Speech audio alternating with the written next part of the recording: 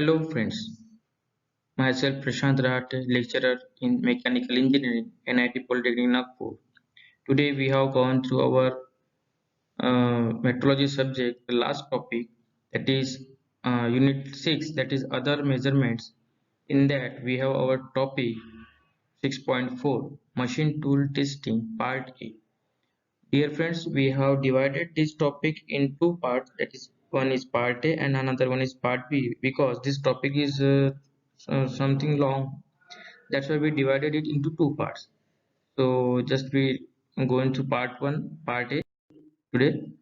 So before proceeding to today's lecture, just revise previous lecture. In previous lecture we studied this topic, use the surface finish measuring instrument, operate surface finish measuring instrument like profilometer, Taylor-Hobson telescope, analyze the data obtaining from surface finish measurements. Today's topic learning outcomes. Set the instrument for various machine tool testing, compare the data calculated and available design data, suggest corrective measures, analyze alignment test and performance test of the machines. So, and these are the program outcome of today's topic. So थोड़ा मैं आपको थोड़ा एक introduction देना चाहता हूँ पहले कि मशीन टूल टेस्टिंग क्या होता है। तो देखिए, मशीन टूल टेस्टिंग में बेसिकली दो टाइप के टेस्ट किए जाते हैं। तो मशीन टूल टेस्टिंग ये होता क्या है कि जब भी हम कोई नई मशीन को सेटअप करते हैं या उसका मेंटेनेंस करते हैं, रेगुलर मशीन है उसका मेंटेनेंस करते हैं, तो उसको हम दो तरीके से चेक करते हैं। एक होता है उसका अलाइनमेंट टेस्ट और दूसरा होता है उसका परफॉर्मेंस टेस्ट। मैं इसका एक सिंपल एग्जांपल में आपको बताना चाहूंगा कि what is mean by alignment test और what is mean by performance test. तो पहले हम लोग बात करते हैं परफॉर्मेंस की। जैसा कोई भी चीज जिस पर्पस के लिए बनाई है, वो अगर उसका पर्पस सॉल्व करे, मतलब वो काम कर रही है, तो उसको हम लोग बोलेंगे परफॉर्मेंस टेस्ट। ठीक है। अब बात आती है अलाइनमेंट टेस्ट की। तो अलाइनमेंट टेस्ट मतलब क्या होता है कि हम यहाँ बात कर रहे हैं मशीन्स की, और मशीन्स में क्या होता है कि वेरियस पार्ट्स होते हैं, लिंक्स होती है, पेयर होती है, जो आप लोगों ने टॉम में पढ़े होंगे। और ये लिंक पेयर एक दूसरे के साथ एक दूसरे के ऊपर स्लाइड होते हैं, रोटेट होते हैं और अपना टास्क परफॉर्म करते हैं। जैसे फॉर एग्जांपल देखिए, मैं आपको एक छोटा सा एग्जांपल बताता हूँ। जब भी हम लोग गाड़ी को सर्विसिंग के लिए डालते हैं, ठीक है, वो सर्विसिंग वाला हमारा क्या करता है, बाइक में उसका व्हील्स को निकालता है, उसके लाइनर्स जो रहते हैं, ब्रेक लाइनर्स, उसको घिसता है, फिर उसको वापस से पैक करता है ना। अलग अलग पार्ट्स को निकाला जाता है, उनको क्लीन वगैरह किया जाता है और फिर से उसको वापस से गाड़ी में लगा दिया जाता है। इसको कहा जाता है सर्विसिंग। तो देखिए, जब वो जो व्हील है उसको लगाता है, तो व्हील लगाने के समय वो उसको घुमा के देखता है। घुमा के क्यों देखता है, इसका मतलब क्या होता है कि उसके व्हील के अंदर क्या होता है, एक शाफ्ट होता है, बेरिंग्स होती है, एक्सल बोलते हैं ना आप उसको, वो हो गया शाफ्ट। और व्हील्स के अंदर दो बेरिंग्स होती है, तो वो व्हील बेरिंग्स और शाफ्ट में क्या होना चाहिए, स्लाइडिंग प्रॉपर होना चाहिए। तो वो जब फिट करके देखता है, तो वहां पे स्लाइडिंग प्रॉपर हो रही है या नहीं हो रही, वो चेक करता है। सभी पार्ट्स निकाले जाते हैं गाड़ी के, जो सर्विसिंग के लिए यूज किए जाते हैं, रिक्वायर्ड होते हैं, और उनको नीट एंड क्लीन करके वापस से जोड़ दिया जाता है। और फिर देखा जाता है कि वो प्रॉपरली एक दूसरे के ऊपर स्लाइड हो रहे, नहीं हो रहे, रोटेट हो रहे या नहीं हो रहे। इस टेस्ट को कहा जाता है दोस्तों अलाइनमेंट टेस्ट। और लास्ट में क्या होता है कि वो गाड़ी एक बार, वो जो गाड़ी सुधारने वाला है, हमारा सर्विसिंग करने वाला है वर्कर, वो गाड़ी एक बार खुद चला के देखता है कि, तो वो क्या करता है, उस गाड़ी का परफॉर्मेंस चेक करता है। तो इस तरीके से अभी भी हर मशीन में दो टाइप की टेस्ट किए जाते हैं। पहला अलाइनमेंट टेस्ट और दूसरा परफॉर्मेंस टेस्ट। परफॉर्मेंस टेस्ट मतलब जो मशीन प्रॉपर्ली वर्क कर रही है या नहीं कर रही, ये चेक करना, मतलब परफॉर्मेंस टेस्ट। और अलाइनमेंट टेस्ट मतलब उस मशीन के जो पार्ट्स है, जो एक दूसरे के ऊपर स्लाइड रोटेट हो रहे हैं, वो with in allowance, with in tolerance में वो हो रहा है या नहीं है, वो प्रॉपर्ली स्लाइड हो रहे हैं या नहीं हो रहे, वो चेक करना, उसको कहा जाता है अलाइनमेंट टेस्ट। तो आगे बढ़ते हैं दोस्तों। सबसे पहले इंट्रोडक्शन में देखिए, जो machine tool for the workshop must be able to produce work piece of given accuracy within prescribed limit consistently and without require in artistic skill on the part of the operator, and the quality of the work is depend upon। तो जो मैंने अभी आपसे बात की, वो सभी चीजें यही यहाँ पे वही चीजें लिखी है। Stiffness and rigidity of the machine tool and it's component part, the alignment of various machine part in relation to the one another. जैसे अभी हम लोगों ने बात की कि स्लाइडिंग, रोलिंग, ये मोशंस होने चाहिए प्रॉपर, उसी को कहा जाता है अलाइनमेंट। स्टिफनेस, रिजिडिटी मतलब जैसा देखिए फॉर एग्जांपल रेलवे का जो ट्रैक है, रेल देखा होगा आप लोगों ने, वो भी लोहे से बना हुआ है, और आपके घर का अगर गेट है तो उसमें जो लोहा लगा है वो भी लोहे से बना है, लेकिन दोनों का स्टिफनेस या रिजिडिटी अलग-अलग होता है ना? तो ये एज़ पर रिक्वायरमेंट वो होना चाहिए। तो वो भी हमें चेक करना होता है। तो quality and accuracy of the control device and the driving mechanism. तो जो पार्ट है, जो हमारे डिवाइसेस है या मैकेनिज्म है, उनकी क्वालिटी भी अगर अच्छी होगी तो ही जाके हम प्रॉपरली मशीन को चेक कर पाएंगे अच्छे से, उसका अलाइनमेंट या परफॉर्मेंस। ठीक है, तो आगे बढ़ते हैं।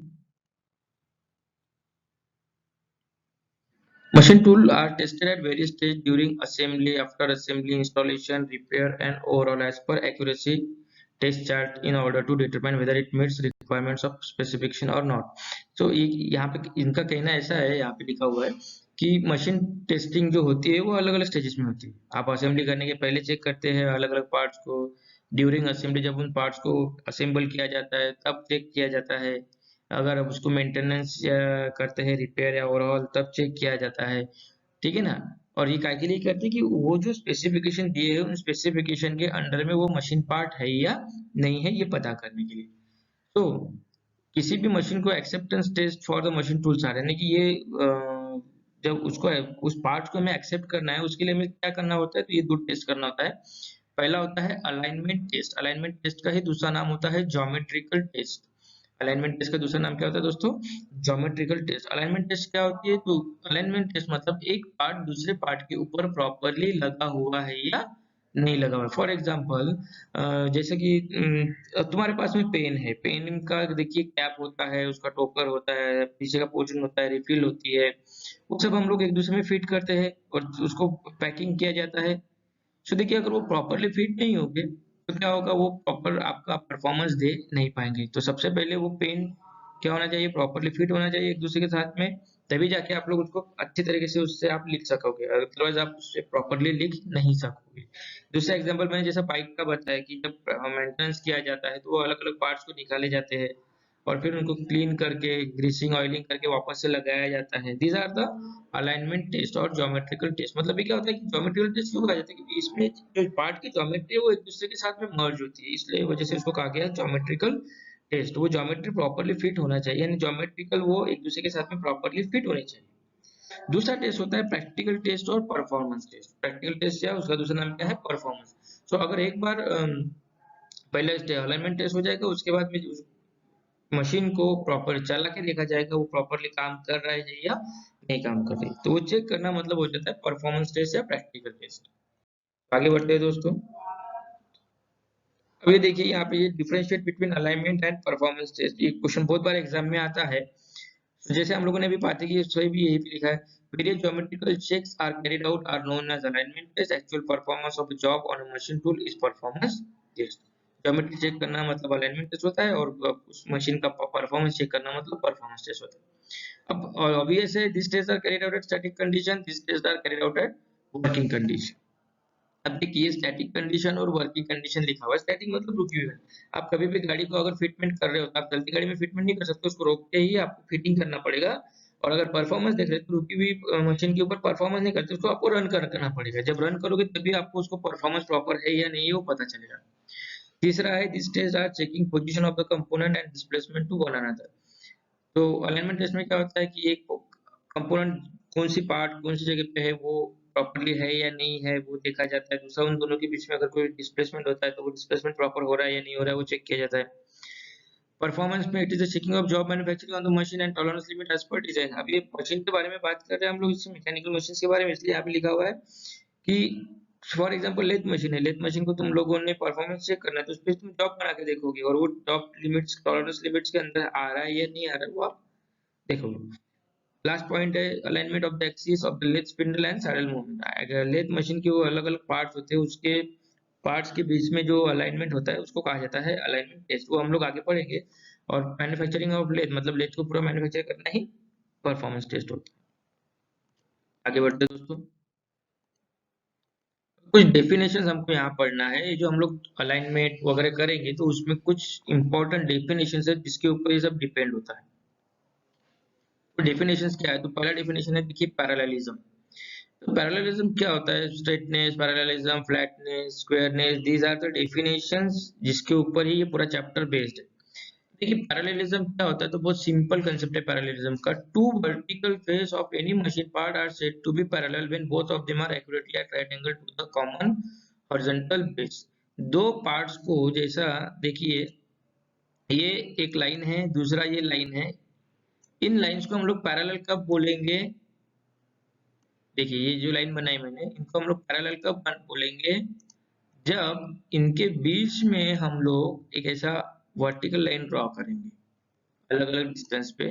और अभी मेरे हाथ से बना रहा हूँ इसलिए थोड़ा चेंज हो रहा है, लेकिन ये स्ट्रेट आना चाहिए ना।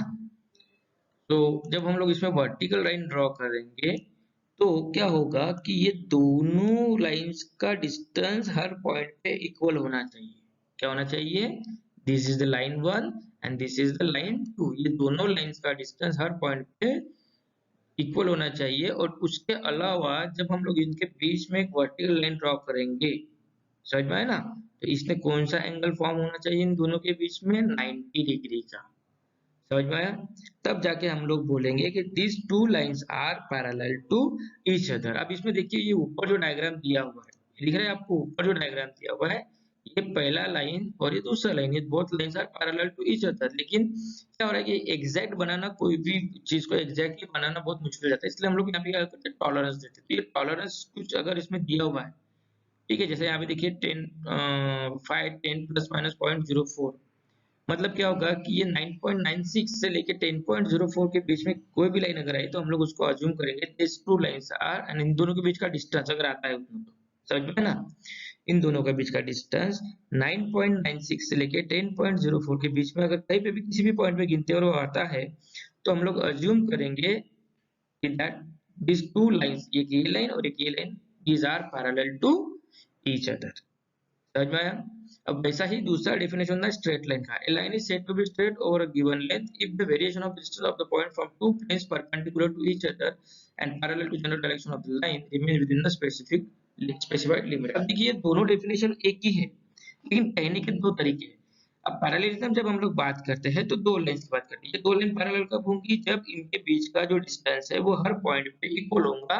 और अगर हम लोग इसमें वर्टिकल लाइन ड्रॉ करते हैं तो ये हॉरिजॉन्टल लाइन और वर्टिकल लाइन के बीच में आएगा, क्या आएगा? 90 डिग्री। तो ये बोलेंगे हम, ये दो लाइन पैरेलल है। अब ये दो लाइन पैरेलल तभी कहा जाएगी जब ये, अब हम सेकंड बात किसकी कर रहे हैं? स्ट्रेटनेस की। अब स्ट्रेटनेस दो लाइंस के ऊपर डिपेंड नहीं होता, स्ट्रेटनेस सिर्फ एक लाइन के ऊपर होता है। लेकिन ये एक लाइन स्ट्रेट है, ये हम लोग कब बोलेंगे? जब हम इसके पैरेलल में एक लाइन ड्रॉ करेंगे और इन दोनों के बीच में इक्वल डिस्टेंस पे मार्क करेंगे और देखेंगे कि इक्वल डिस्टेंस के ऊपर जो डिस्टेंस है वो इक्वल है, तब जाकर, और उन दोनों की अगर फिर से हम लोग ऐसा वर्टिकल लाइन ड्रॉ करते हैं तो यहाँ पे 90 डिग्री बनेगा, तो हम लोग क्या बोलेंगे? दिस लाइन इज स्ट्रेट या दिस लाइन इज स्ट्रेट। समझ में आया ना? स्ट्रेटनेस एक लाइन के लिए होता है, पैरेललिज्म दो लाइंस के लिए होता है, ये याद रखिए। लेकिन डेफिनेशन या कहने का तरीका एक ही रहेगा, पैरेललिज्म मतलब और स्ट्रेटनेस का मतलब। समझ में आया ना दोस्तों? ये याद में रखिए। अगर कंफ्यूजन होता है तो प्लीज इसको मुझे क्वेरीज में पूछिए इसको। थर्ड क्वेश्चन है फ्लैटनेस। फ्लैटनेस देखिए किसको कहा जाता है? Flatness, it is defined as the minimum distance between two planes within which all the points are on a surface line. A surface along which all points lie along a single plane is called as perfectly flat surface. देखिए, अभी ये surface को हम लोग क्या क्या बोलेंगे? Flat है करके। अब ये पैरेललिज्म और स्ट्रेटनेस लाइन के लिए रहता है, लेकिन फ्लैटनेस टोटल प्लेन के लिए रहता है। जो ऊपर का प्लेन है समझो हॉरिजॉन्टल प्लेन है और ये दूसरा हॉरिजॉन्टल प्लेन, ये दो प्लेन कब फ्लैट बोलेंगे हम लोग? जब इनके बीच का डिस्टेंस इक्वल रहेगा। तो ये यहाँ पे भी यही जस्टिफिकेशन आ रहा है पैरेललिज्म स्ट्रेटनेस का। सिर्फ चेंज इतना है कि पैरेललिज्म में दो लाइन, स्ट्रेटनेस में एक लाइन, और फ्लैटनेस में एक टोटल सरफेस के बारे में बात करते हैं। सो नेक्स्ट डेफिनेशन है हमारा परपेंडिकुलरिटी और स्क्वायरनेस। सो देखिए, स्क्वायरनेस, ये जो चार डेफिनेशन है, पैरेललिज्म, स्ट्रेटनेस, स्क्वायरनेस, फ्लैटनेस, इनका कंसेप्ट एक ही है दोस्तों। अब देखिए, स्क्वायरनेस क्या होता है? जैसे यहाँ पे देखिए, ये एक एक्सिस है ये एक प्लेन है ना, इन दोनों के बीच में जब 90 डिग्री फॉर्म होगा तो हम लोग उसको क्या बोलेंगे कि दिस टू प्लेन्स और two axis are square to each other. Two planes or two straight line and plane are said to be perpendicular when the error of parallelism in relation to the standard square does not exceed the given value. यानी definition उसका कहने का मतलब वही है जैसा हम लोगों ने पिछले डायग्राम में पढ़ा था कि एक लाइन ऐसा है, ये दूसरा लाइन है, ठीक है, और बीच में जब हम लोग एक लाइन स्ट्रेट ड्रॉ करते हैं तो इन दोनों के बीच में 90 डिग्री फॉर्म होगा तो क्या बोलेंगे ये दो लाइंस एक दूसरे को परपेंडिकुलर है या स्क्वायर है, ठीक है। आगे बढ़ते हैं दोस्तों, नेक्स्ट है roundness. It is defined as a condition of a surface of a revolution like cylinder, cone, sphere where all points of the surface intersect by any plane perpendicular to the common axis in case of cylinder or cone are equidistant from the cylinder। अब देखिए roundness क्या होता है, तो एक अगर हमारा circle है, ठीक है ना, अब ये सर्कल के बीच में एक सेंटर पॉइंट है यहाँ पे, और सेंटर से सभी साइड्स इक्वल, सेंटर से कैसे रहेगी सभी साइड्स इक्वल, ठीक है। जब ये सभी साइड्स इक्वल होती है, सेंटर से जब हम लोग इस सभी साइड्स को मेजर करेंगे तो अगर ये इक्वल आता है डिस्टेंस तो हम लोग इसको कहा जाता है सर्कुलरिटी। इसको क्या बोलते हैं, सर्कुलरिटी। लेकिन अब ये सिलेंडर को हम लोग इस टाइप से अज्यूम कर ये इस टाइप से है, ठीक है ना। और सो राउंडनेस कब बोलेंगे, अगर हम टू एक्सिस की बात कर रहे हैं तो हम लोग उसको बोलेंगे सर्कुलरिटी, और अगर हम लोग थ्री वे एक्सिस की बात करते हैं जैसा ये सरफेस है तो इसको हम लोग बोलेंगे राउंडनेस। कंसेप्ट समझ में आया आप लोगों को। फॉर एग्जांपल देखिए हमारे यहाँ ग्लास होता है, पानी का ग्लास, ठीक है, जब आप उसको सामने से देखते हो तो वो कैसा दिखता है, आपको सर्कल दिखता है। इसका मतलब ये हो गया कि सेंटर से उसके सभी साइड्स कैसे रहेंगे, इक्वल रहेंगे, तब जाके वो कैसा दिखेंगे, परफेक्ट सर्कल दिखेंगे। समझ में आया ना, तब हम लोग उसको बोलेंगे सर्कुलरिटी। लेकिन वही ग्लास का जब सिलेंडर है पीछे का जो पोर्शन रहता है वो भी कैसा, अगर ये सर्कुलर है तो इस पॉइंट पे भी कैसा रहेगा वो सर्कुलर, इस पॉइंट पे भी सर्कुलर, इस पॉइंट पे भी सर्कुलर, है ना, इस पॉइंट पे भी सर्कुलर। मतलब जब हम लोग टू वे एक्सिस के बारे में बात करते हैं तो उसको हम लोग कहेंगे सर्कुलरिटी, लेकिन उसी चीज को जब हम लोग थ्री वे एक्सिस के बारे में बात करते हैं तो उसको कहा जाता है राउंडनेस। थ्री वे एक्सिस मतलब 3D एक्सिस। जैसे यहाँ पे देखिए एरिया दिख रहा है और यहाँ पे साथ में हाइट दिख रही है आपको, लेंथ या हाइट जो भी हम लोग बोलेंगे, समझ में, ना, तो इसको कहा जाएगा राउंडनेस। नेक्स्ट डेफिनेशन है सिलेंड्रिसिटी। अब देखिए जो हम लोगों ने अभी पढ़ा, राउंडनेस और सिलेंड्रिसिटी बोथ आर सेम। देखा जाए तो it is defined as the surface of revolution, it defined as the distance between the surface and its axis. Ideally all point on the surface of revolution should be equidistance from the axis of the cross section to be perfectly cylinder. The tolerance of cylindricity is defined by two concentric cylinder within which surface can be lie। जैसे देखिए यहाँ पे बोला है कि 525 plus minus 0.020 mm, ये अपना dimension है सिलिंड्रिसिटी का, मतलब इस सर्कल का। तो ये सर्कल अगर 25 डायमीटर का है और इसके अंदर उसका अगर ये क्या बोलेंगे उसको, टॉलरेंस अगर इस लिमिट के अंदर है तो हम लोग क्या बोलेंगे कि दीज आर, ये जो सिलेंडर है ये परफेक्टली, यानी इसमें परफेक्टली सिलेंडरिसिटी ये कंसेप्ट अलाउ होता है। और अभी सर्कुलरिटी जो मैंने अभी आपको बताया सर्कुलरिटी के बारे में, ठीक है। आगे बढ़ते हैं। सो नेक्स्ट डेफिनेशन है हमारा कोएक्सियलिटी। कोएक्सियलिटी देखिए दोस्तों बहुत सिंपल कंसेप्ट है। कोएक्सियलिटी होता क्या है, तो देखिए ये एक पाइप है, एक सिलेंडर है, ठीक है, ये दूसरा सिलेंडर है या पाइप है या एक्सिस है, जो भी हम लोग इसको बोलेंगे। अब देखिए इसका जो एक्सिस है जो सेंटर से पास होता है, आपने ड्राइंग में भी पढ़ा होगा एक्सिस के बारे में, ये जो एक्सिस है, देखिए जब भी दो पाइप्स के एक्सिस एक ही लाइन पे रहेंगे, ये जो लाइन है ना ये एक ही लाइन पे रहेंगे, तो इन दो पाइप को कहा जाता है कोएक्सियल पाइप। समझ में आया, क्या बोलते हैं इसको, कोएक्सियल पाइप्स। नेक्स्ट है हमारा रन आउट। रन आउट क्या होता है, तो रन आउट बहुत सिंपल कंसेप्ट है इसके बारे में। It is related to running of the job. The job may be rotating with some another center than its geometrical center. The distance between the center is known as run out. अब देखिए क्या हो रहा है कि ये diagram के हिसाब से समझिए, एक सर्कल है और इसके बीच में ये दूसरा सर्कल है। अब ये सर्कल का सेंटर कौन सा है, तो ये वाला है, ठीक है ना, बट ये सर्कल का सेंटर कौन सा है, ये वाला है। अब ये छोटा सर्कल अज्यूम, यानी छोड़ दीजिए, क्या हो रहा है कि जब ये हम इस सर्कल को घुमा रहे हैं तो इसको सेंटर अज्यूम कर रहे हैं ये वाला, अब यही सर्कल अगर ये सेंटर छोड़ के इस सेंटर को अज्यूम सेंटर समझ के घूमेगा तो क्या होगा, ये ओवलिटी जैसा हमारा आप लोगों ने देखा होगा साइकिल में हम लोग गेटर डालते थे बचपन में, आप लोगों ने साइकिल चलाई होगी तो टायर वगैरह फूट गया फट गया तो गेटर डाल देते तो उसमें कैसा एक पूरा सर्कल लेने के बाद एक बम्प आता था। तो वो क्यों होता था वैसा, क्योंकि जब वो गेटर डालने की वजह से दोनों साइड का जो डिस्टेंस है वो अनइक्वल हो जाता था और जो सेंटर है वो हट के दूसरे पोजीशन पे चला जाता था। समझ में आया ना? सो जब ये सर्कल इस सेंटर को छोड़ के इस सेंटर को अज्यूम करके घूमेगा तो इन दोनों सेंटर्स के बीच का जो डिस्टेंस रहेगा उसको कहा जाएगा रन आउट। कंसेप्ट समझ में आया सभी को? आगे बढ़ते हैं फिर। यहाँ पे आज हम अपना टॉपिक को रोकते हैं। ये क्वेश्चन बैंक है, ये क्वेश्चंस आपको एज असाइनमेंट सॉल्व करने हैं। These are the programme outcomes. तो फ्रेंड्स आज यहाँ पे हम लोग अपना टॉपिक को स्टॉप करते हैं।